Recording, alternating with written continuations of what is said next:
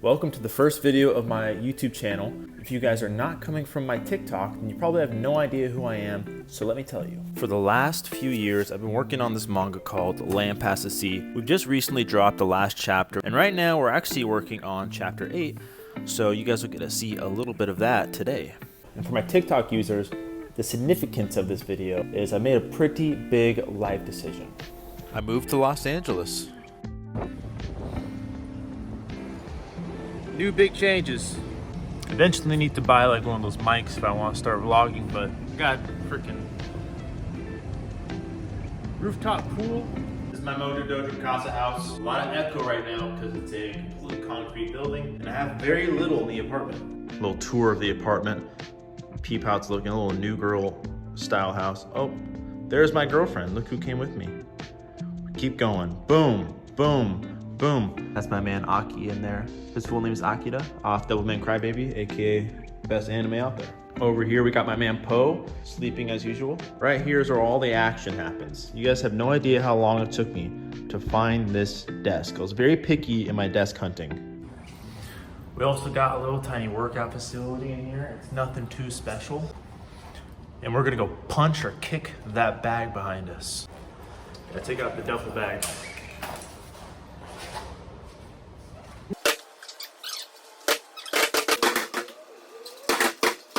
All right, I'm sure you guys are done looking at the apartment. I know what you guys are thinking. Let's get to the art. I'm listening. So, because it's the first vlog, I figured I'd show off the first page to chapter 8.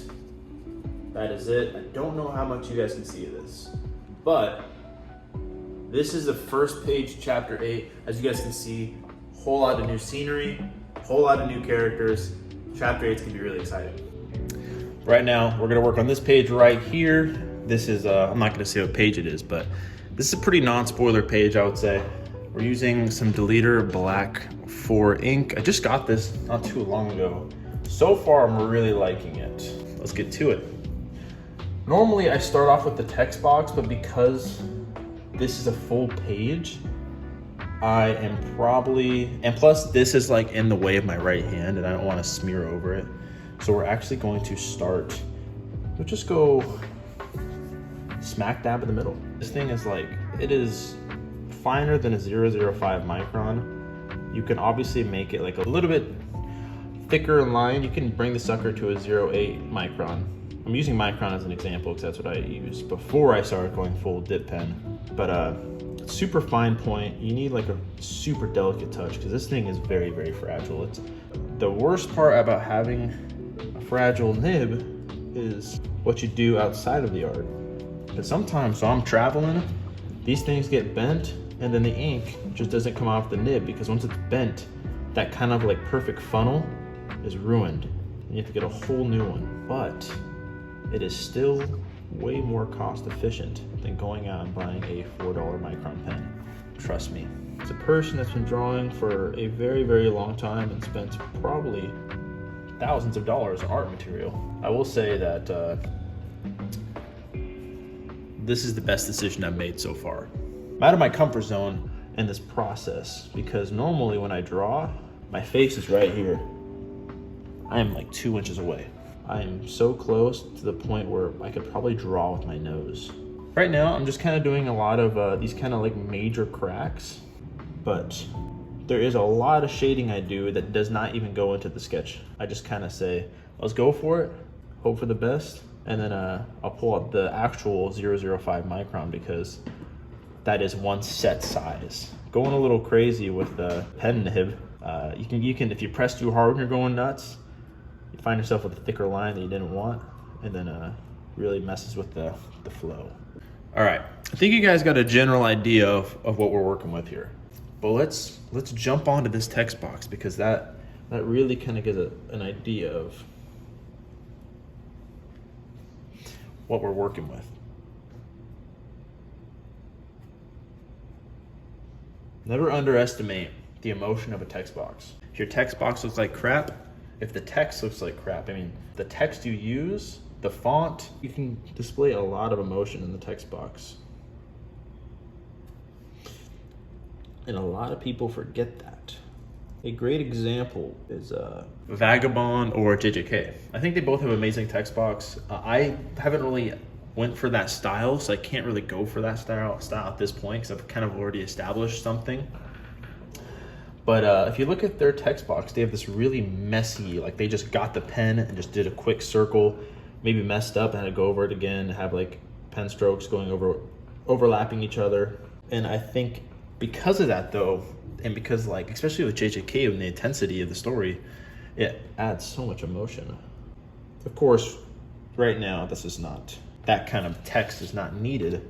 But I like to dabble in, when something's a little intense, I'll make the line art to the text bubble a little squiggly, a little uneasy to fit the setting of the scene. I think one thing I get a lot of praise for is my textures. Everyone wants to know how I do my textures. This page is all about textures. This is like a stone wall you guys are seeing, and not a man-made one. Like this is a stone wall that you would see going for a nice hike to stretch the legs.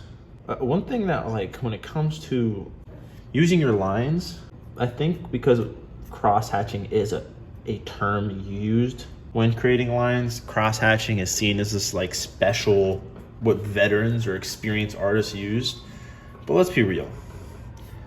Everyone knows how to frickin' do some good old cross-hatching. I not be good at it, but everyone knows it. So I want to get serious about these vlogs. I think I gotta go invest in some a little mic that can plug to my shirt or something. I could get really go crazy with this, you know, with the quality. Get 2 mics. Get one that like attaches to the top of the pen, so you guys can hear that pen kind of scrape against the paper. The metal is pretty much digging the ink into the paper, and that's another reason why I use the nibs, is because when I make my TikToks, sometimes I'll make a video saying like the best feeling is when you're erasing pencil work after you ink it, and everyone's like, no, that's the worst because then the ink comes off the page, you know, it gets lifted off with the eraser. Maybe, but not for me, because I am rocking a nib pen. And this is like really getting that ink into that paper. Like nothing's taking this out. When this all gets inked, I'm gonna go in with an aqua brush, which is like, it's like watercolor. And I'm gonna add like a very light, like pretty much a low opacity ink. It's gonna be a nice gray tone that kind of covers the rocks, except for this carving here to kind of make that carving pop. Because, well, for one, if you look in the inside of a rock, if you ever break a rock, the inside of the rock is always a lot more white than the outside, because the outside has been exposed to the disgusting, toxic human air. So that's how we're gonna make that pop. Don't look at this. This is atrocious. I said stop looking at it. Big time skip. I did not feel like drawing for as long as you guys probably thought. So I stopped recording for a minute and got a lot more done, as you guys can see. Hopefully you guys got a good idea of what we're going with right now, because I'm sure beforehand, it was probably kind of hard to make out what I was drawing. And so far, I'm really liking it. But as you guys can see, this logo isn't really, it's not really popping right now. But that is what the shading is for. Yeah, there'll be another vlog where I actually like will shade this, and you guys can kind of see how I do my gray tones, because that's like a common question I get, how I do my shading. Like, do I use markers? Do I do it digitally? It's a really common question I get. Like the part 2 to this page, essentially, which will be like most likely my second vlog, will be showing you guys how I kind of wrap this page up. Oh yeah, that's looking real cool. That's looking really cool right there. Yeah, that looks really good. I don't think I want to do anything more than that. That looks very cool. Are we on the same page? Another thing too, I'm not the biggest fan of with this, though I know I need to do it, is I need to make the actual outline of the symbol like darker, which kind of sucks, is, you know, it's like giving an outline to a carving, which in reality there wouldn't be an outline to a carving, you just see the carving itself. But I do have to understand that this is like a drawing, so I'm gonna have to do a darker outline. A realistic standpoint, it doesn't make any sense for me to have these really dark outlines to this symbol if the rest of the stone structure isn't gonna have it. But like I said, kind of have to ditch some of that realism to get the point across. Look at that. Looking pretty good. It's looking pretty sweet. I forgot my like tissue or whatever for my ink, so I'm kind of just taking the L and just using my own fingers. Boom. Oh yeah, that's looking pretty rad. Looking pretty sweet.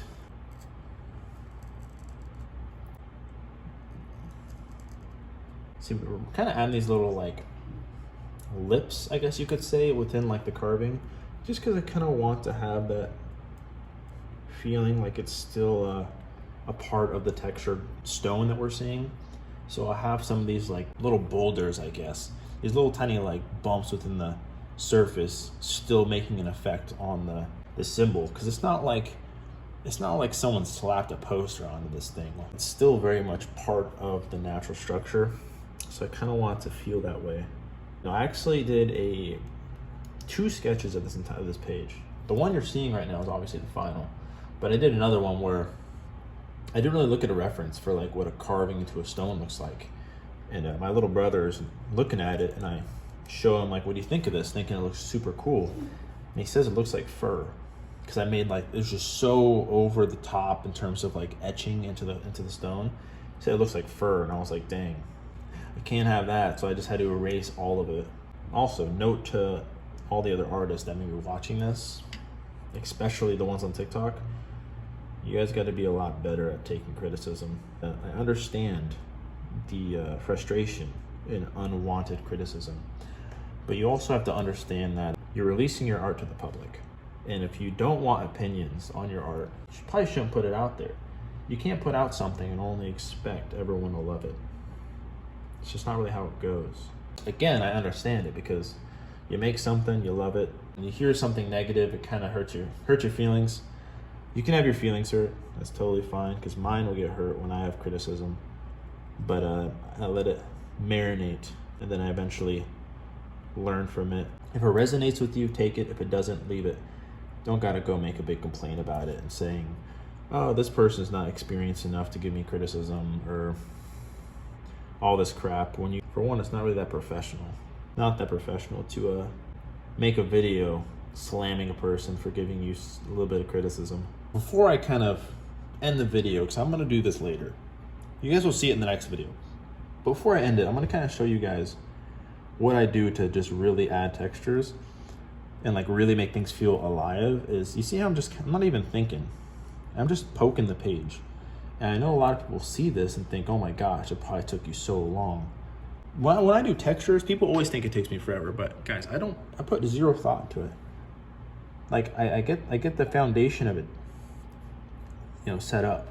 But beyond that, I just kind of wing it. And I think that's kind of the art of it, in a sense, is that, it's when you're creating textures with kind of natural objects, I guess, like, anything that's like wood or like trees, stone, water, whatever it is, it's like, it's such a natural object that just like has so much flow to it, that if you kind of like over analyze it, get the grid going, figure out where every single thing is supposed to be on the page, care about every single line that touches the page, it kind of loses that natural, kind of almost like exotic feeling. I mean, look at this. I mean, does it really have to like have a lot of structure when you're making something like this? That's like my honest advice for good texture work. It's just not think about it too much. I know a lot of people see all these lines I do and probably think that like I actually try on every single one of these lines, but like I really just get it and just kind of like wing my pen across the page. So this is what we're doing right now. This is how much we've got. I'll show you guys a little bit. I'll do this later, like I said. But this is what we've done within the vlog, and obviously a lot off screen. All right, thank you guys that tuned into this little vlog. I'm really excited to be doing YouTube again. Next video, we're going to be shading, and I'll probably take you guys on a little trip down here in LA. I don't know, a little IRL stuff. But yeah, like and subscribe. Adios.